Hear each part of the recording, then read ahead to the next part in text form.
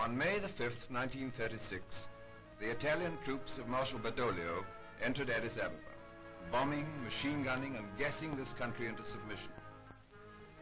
Goliath had won the first round.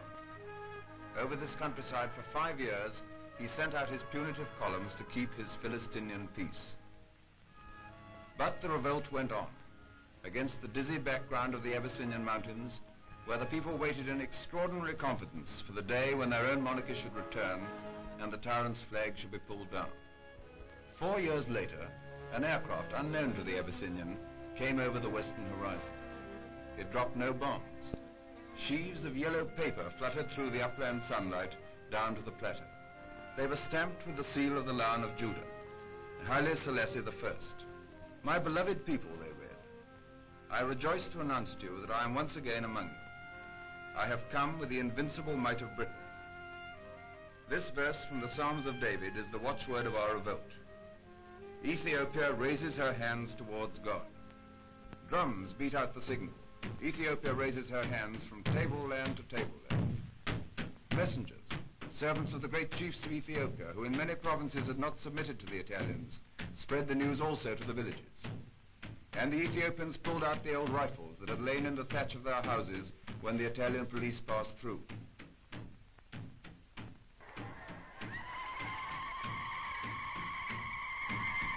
They saddled their horses and mules, harnessed them in the fierce bits of war, and hurried to the chieftain's camp.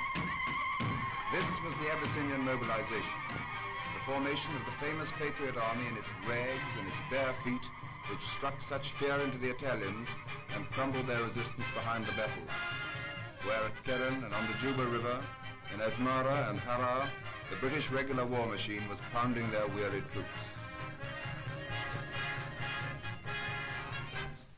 And this is the headquarters of the man who at his emperor's command held up the flag of Ethiopian liberty for 5 years. Ras Ababa Aragai, in 1935 and 1936, chief of the Addis Ababa police. A quiet, astute, gentle-voiced officer, incapable of shouting Duce, Duce in any language. One of the bravest men in the modern world. Ababa Aragai has spent the past 5 years never more than 100 miles from Addis Ababa.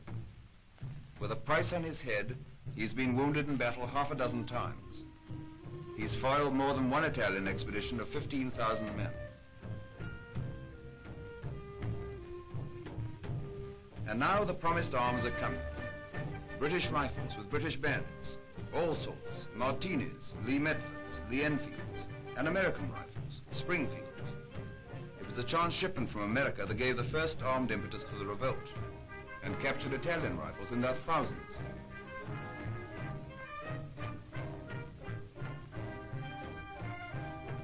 Few lost lessons in guerrilla warfare from the Ras Ababa Aragai. Don't be foolish, he says, as many of you were in 1935 and 1936. Don't go en masse in front of their machine guns. In 5 years, we've learned a lesson or two in mountain fighting. The night attack, the war of nerves, and of unnerving shrieks in the dark. The war of light hand grenades stolen from the Italians. The attack on the flank, the ambush from the stone sangle. That long hair on your heads is the badge of the Arbenya, the Ethiopian guerrilla fighter. It is the outward sign of your form as irregular soldiers. Now into the lorries, troops, rifles, bayonets, provisions and all. And we'll show the Italians what we mean by Ethiopian independence. The Patriot armies whip up their arms, food and drink. Beer made of Abyssinian barley, called tala, and mead made of Abyssinian honey, called tej. Meanwhile, the Ras gives orders to his staff. The women bring small sacks of millet to cook cakes, and the dried peas called shimbara that are Ethiopia's hardest rations. The women and the children are going to battle with the men. The little boy carries his father's rifle until the moment when father thinks that he can draw a bead on an eye-tie. If father dies, then the rifle belongs to the little boy. Mother and son will give father a good Christian burial on the battlefield. They're stoical, but they're optimistic also. Perhaps, they think, it'll be the Italian who will lie stiff under our independent African stars. And then we'll have another rifle in the family for little brother to carry. This is the Great Seal of the realm. Around in Amharic letters are the titles of imperial authority. Haile Selassie I, King of the kings of Ethiopia, elect of God, the Lion of Judah has conquered. It is the proof that the emperor, the seed of Solomon and of Sheba, has returned to take up his whole people in his hand. The Emperor Haile Selassie has crossed the great trench of the Blue Nile with 2 regular battalions of Sudanese and Ethiopians, with a cloud of patriots on either flank, with British officers whose daring ranks with that of Lawrence. Without one piece of artillery or one tank, he has defeated and demoralized the 30,000 Italian troops who held the western province of Gojam. He is 100 miles from Addis Ababa, into which the victorious army of General Cunningham has driven. The emperor has come to feature. He is near Debre Libanus, one of the holy places of central Ethiopia, where the Italians in 1937 machine-gunned to death 400 Ethiopian monks and chucked them into a common grave, where also his cousins, the sons of his principal Ras, Kassa, were executed by the Italians in the same year. His field commander is at his right hand, and on his left is the new British commander of his bodyguard.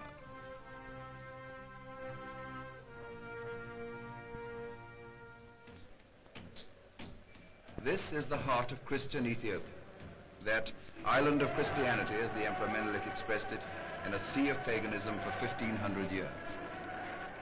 And the emperor, installed upon his throne, is head of the Ethiopian Coptic Church and superintends its ritual. Not greatly like our Christianity, you may say. The priests wear turbans and process under umbrellas with their silver-topped dancing sticks in their hands and their silver musical instruments that tap out the harsh refrain of the Coptic Psalms. The Psalms of David, the music and the rhythm of David himself as he danced before the Ark of the Covenant. These are as much a part of the Ethiopian Church as is the New Testament. A touch of the modern world. An English wireless operator takes down a message from the British command in Addis Ababa. It's an important message. It means the collapse of the Italian resistance in Ethiopia. It's good news to the head of the British military mission to Abyssinia, who at nearly 60 years of age entered Abyssinia almost single-handed in August 1940, and hunted by the Italians laid all the staff work for the revolt. Meanwhile, Ras Ababa rides at the head of his army to join his emperor. Dessier has fallen. The Duke of Aosta is in flight. We have captured more than 40 boxes of his personal baggage. Italian prestige will never stand up to this shock at the top.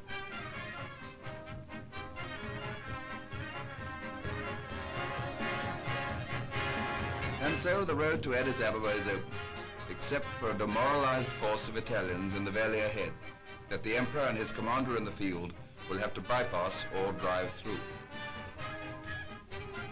From Addis Ababa comes General Cunningham, brother of the officer commanding the Mediterranean fleet, who by his staggering advance from Kenya to Mogadishu, Mogadishu to Harar, Harar to Addis Ababa, has set up new records in military speed and has shattered armies numerically 3 times as strong as his own.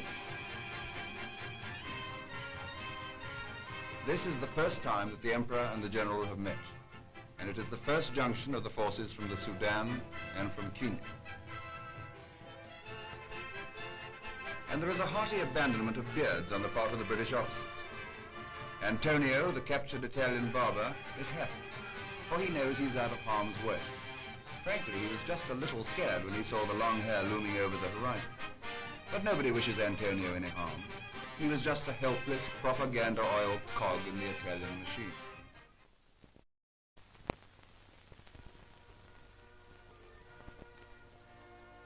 May the 5th, 1941. A day well chosen.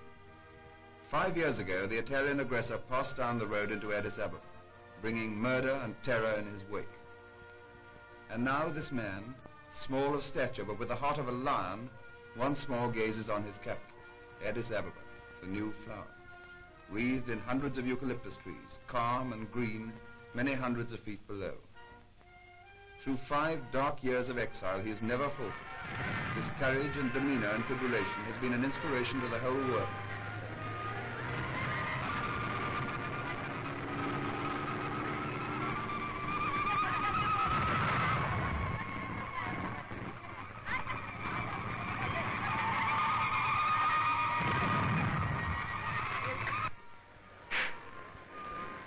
palace steps, a guard of honor from the Nigerian regiment await the emperor. And General Cunningham is there with the officers of his military administration.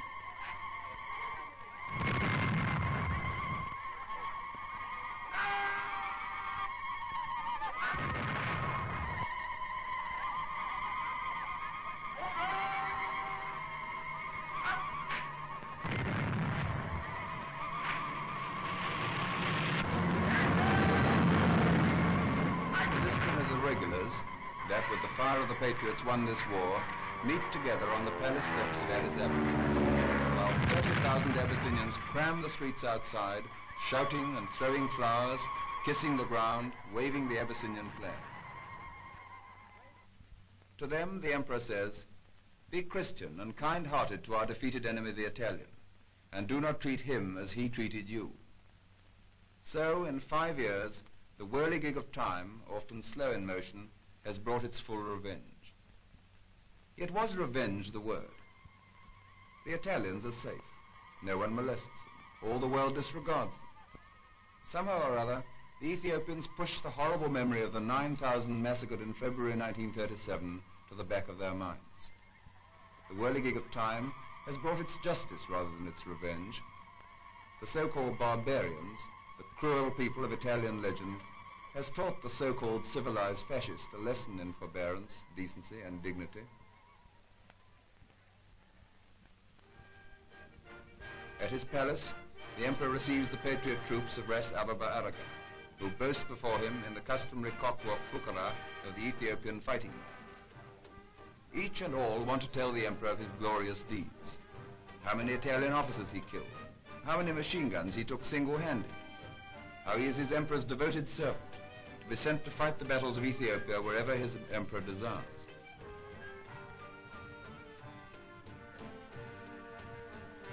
Then there is the quiet, serious voice of Ababa Aragai. "Your Majesty, I never hoped to see the sun of your face again in Ethiopia. I never dreamed that I would once more be happy. I was only determined to fight until I died for our independence, for our flag, for our Christian religion, and for you, my king." England and Ethiopia have a common link in St. George. He is their patron saint as well as ours. 5 years ago, as the black shirts marched into Addis Ababa, the priests of the Coptic cathedral smuggled out of the town the Ark of the Covenant of St. George. It is a famous ark throughout Ethiopia. It is the ark of the national consciousness and of self-defense against aggression. It was with Menelik when he defeated the Italians at Addis in 1896. It was with Ras Ababa Aragai throughout the Italian occupation.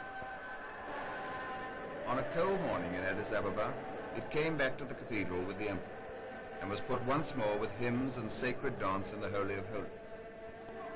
It was a cold morning, and it rained, but a right was restored on that day, and the chains were struck off the wrists of a whole people.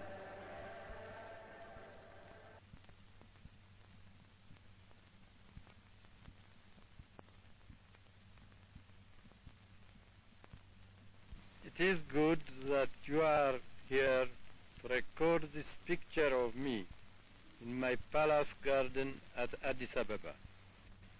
People who see this throughout the world will realize that even in the 20th century, with faith, courage, and a just cause, David will still beat Goliath.